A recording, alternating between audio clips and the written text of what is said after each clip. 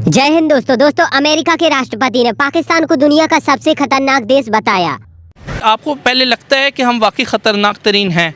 No, हमारे से ज़्यादा कोई दिल नरमी वाला बंदा ही नहीं है। देखिए पाकिस्तान का मतलब क्या है, ठीक है। पहली बात तो ला इलाहा इल्लल्लाह मोहम्मद रसूलुल्लाह, इसका जो पहला जवाब है, ठीक है। और हम मोहम्मद सल्लल्लाहु अलैहि वसल्लम के उम्मती हैं और हमारा जो दिल है वो बहुत बड़ा है, ठीक है।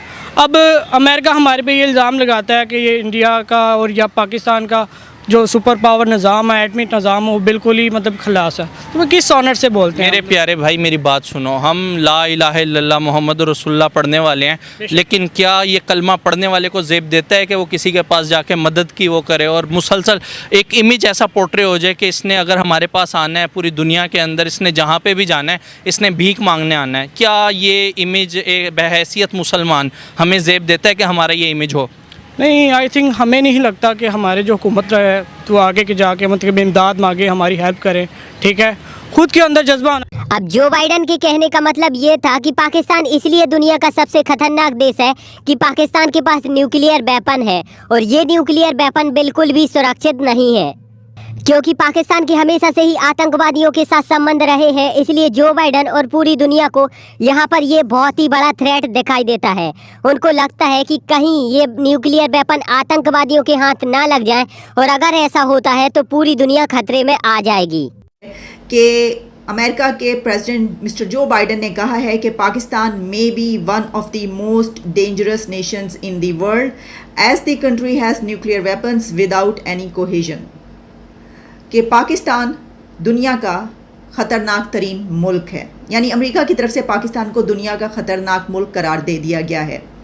अब हम इसकी डिटेल्स में थोड़ी जाते हैं कि प्रेसिडेंट जो बाइडन ने ये बात किस जगह पर कही, और उसके बाद हम बात करेंगे कि प्रेसिडेंट जो बाइडन ने ये बात क्यों कही।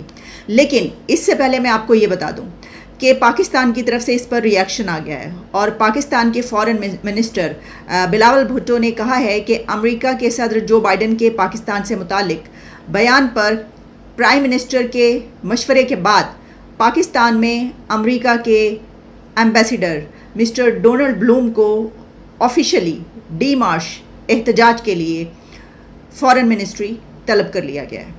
यानी पाकिस्तान ने अमेरिका से इस बात पर एहतजाज किया है, डी मार्च किया जा रहा है, और मिस्टर डोनाल्ड ब्लूम जो कि पाकिस्तान में अमेरिका के सफ़ीर हैं, उनको बुलाया गया है दफ्तर ख़ारजा, और वहाँ पर उनसे ये बात की जा रही है।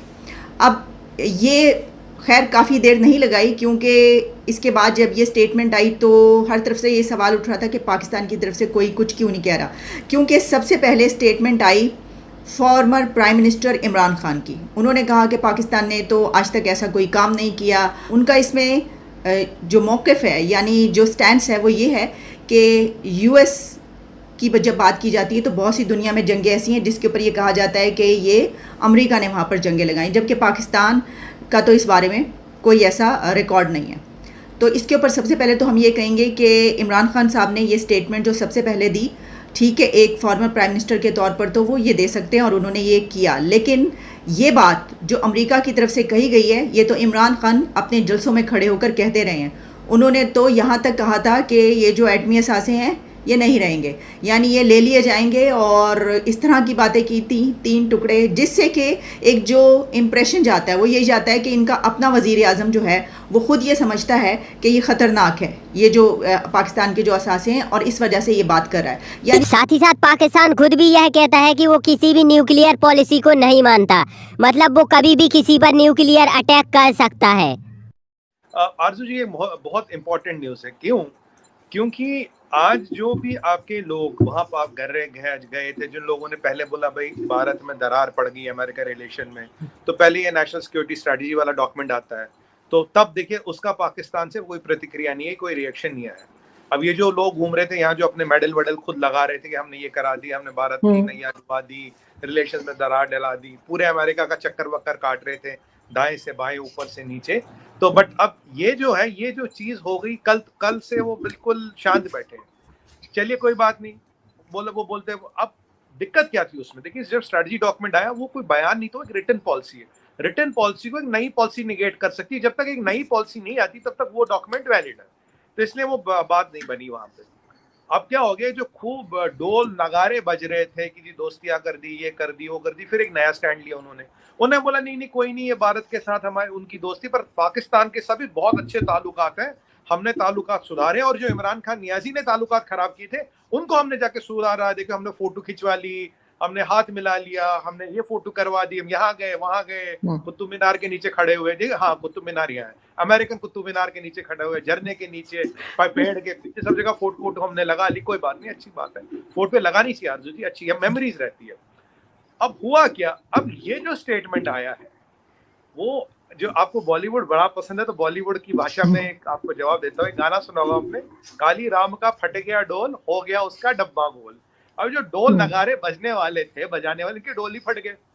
और आज हुआ क्या, जब ये स्टेटमेंट आया, आप देख रहे कितना कितना शिफ्ट हुआ, मतलब 2 दिन में जो एक परसेप्शन बनाया गया, भारत को हमने पछाड़ दिया, हमने जी रिलेशन सुधार दी। मैं तो कह रहा हूँ इससे अच्छी रिलेशन तो इमरान खान के टाइम में थी। इमरान खान नियाजी के टाइम में इतनी खराब स्टेटमेंट तो यूएस ने नहीं दी थी। हाँ 2019 में एक डिफेंस सेक्रेटरी ने यूएस के बोला था ऐसा, बट 19 के बाद अगर हम बात करें तो आज तक ऐसी कोई खतरनाक स्टेटमेंट आई नहीं। अब ये president of United states of America Joe Biden साहब खुद बोल रहे हैं, ये और कोई नहीं बोल रहा, जो बाइडेन साहब खुद बोल रहे हैं, बोले भाई ये हो गया आपके साथ।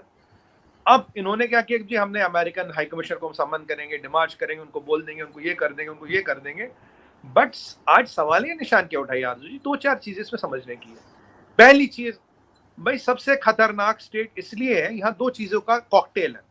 कॉकटेल तो मतलब समझते ही है, कॉकटेल क्या है, एक है जी इसके पास न्यूक्लियर वेपन्स है। चलिए न्यूक्लियर वेपन्स अगर रेस्पॉन्सिबल न्यूक्लियर पावर्स के पास है, वो डेटरेंस का काम करते हैं। तो पहली बात अमेरिका ने ये बोल दिया, Pakistan is not a responsible nuclear power, ठीक है। अब देखिए ना कि अब मैं इसको जो स्टेटमेंट है, इसको जो बाइडेन साहब की स्टेटमेंट है, मैं इसको उस तरह नहीं समझता कि ये एक सियासी स्टेटमेंट है। ये एक इंस्टीट्यूशनलाइज्ड स्टेटमेंट नहीं है। 2-4 दिन 10 दिन पहले तो आर्मी चीफ पेंटागन से के आ रहे हैं और बड़े ज़बरदस्त ताल्लुकात हैं। आप देख लें कि पेंटागन या स्टेट डिपार्टमेंट की तरफ से कभी पाकिस्तान के न्यूक्लियर प्रोग्राम की तरफ से कभी स्टेटमेंट नहीं आई, नेवर, ठीक है जी। और आई भी है तो मुस्बत स्टेटमेंट आई होगी, लेकिन हाँ हमारा इमेज इस तरह का बन गया हुआ है। अब बाइडेन साहब को पाकिस्तान को आज से थोड़ा डील कर रहे हैं, बाइडेन साहब तो डील कर रहे हैं when he was the vice president, और उससे पहले he was in the Congress, मतलब he was in the Congress when he was I think 29, ठीक है। अब उसको 50 साल तो हो गए हैं, इस फ्रॉम डेलावेयर, कांग्रेस को वो जाते हैं वहां पे। अब पाकिस्तान के बारे में अब उन्होंने देखा है पाकिस्तान को बनते, पाकिस्तान के nuclear programme, cold war, Pakistan का न्यूक्लियर प्रोग्राम, फिर हमारे ऊपर सैंक्शंस। तो वो जो पुराने कांग्रेस के लोग हैं उनका माइंडसेट पाकिस्तान के बारे में यही है। और फिर हम सारा टाइम जिंदगी एसोसिएट ही अफगानिस्तान के साथ हुए हैं, और हम चाहते हैं कि हम एसोसिएट किया जाए, हमें चाहते हैं कि हमें एसोसिएट किया जाए अफगानिस्तान से, बिकॉज वहाँ से पैसा मिलता था। हम चाहते ही नहीं कि हम आईटी से एसोसिएट हो, हम चाहते ही नहीं हम टेक्नोलॉजी से एसोसिएट हो, हम चाहते ही नहीं है कि हमारी जो यूथ है, हमारे जो लोग हैं। पाकिस्तान के पूर्व प्रधानमंत्रियों से लेकर अब तक इमरान खान ने भी कई बार भारत को कश्मीर के नाम पर न्यूक्लियर हथियारों की धमकी दी है। इमरान खान ने कई बार भारत से साफ साफ कहा है कि कश्मीर की यह लड़ाई न्यूक्लियर हथियारों तक जा सकती है और यहाँ पर हम न्यूक्लियर अटैक भी कर सकते हैं। हालांकि ये बात एक अलग है कि भारत ने इसे कभी सीरियस ही नहीं लिया। खैर, अब आप मुझे बताइए, आपको क्या लगता है जो बाइडेन ने जो कहा है, क्या वो सही है या फिर गलत है? नीचे कमेंट में बताओ। एंड यदि वीडियो अच्छी लगी है तो चैनल को सब्सक्राइब करके बेल आइकन जरूर दबाओ।